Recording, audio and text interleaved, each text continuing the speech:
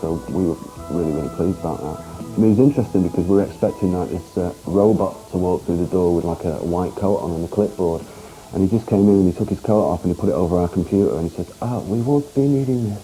And he picked up an acoustic guitar and just started playing this Small Faces song in his German accent. Wouldn't it be nice to get on with my neighbours? We thought this was astounding.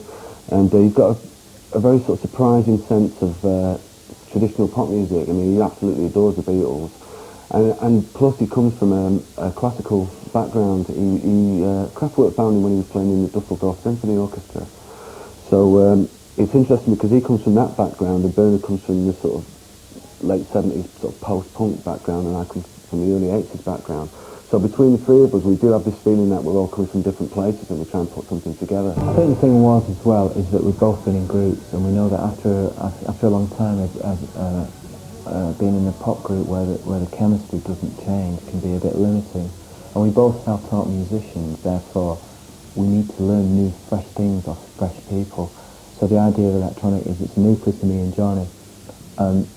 Sometimes, but not always, we'll get a third member in to work with us, you know. We had this idea about Pet Shop Boys that they just kind of sit around in the studio reading Vogue and, you know, don't do very much, but they're actually technically and theoretically very good musicians. We find when you work with them, nearly all their ideas are good. Some musicians you work with, you put loads and loads of stuff on, and a lot of it won't work. Chris has got a CSE in music, hasn't he? He's got A-level in music, yeah, so...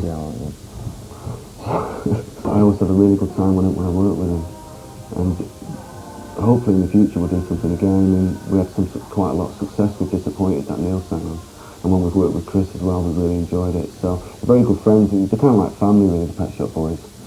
And we played Neil the album before anybody else, I think, and he gave us some input and stuff. So we're pretty closely linked to Neil and Chris. I think the difference between this album and the first album is that the few musicians we do use, for instance, Denise Johnson, she sings backing vocals on quite a few tracks, actually 4 or 5 anyway, and when you put her on a track, she has a very strong presence, and we only used her really on a small part of Get the Message from the first album, so that gives it a slightly different sort of flavour, if you like. With New Order and the Smiths, you could rely on your name.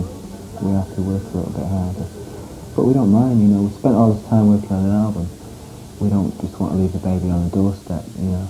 We want to work our balls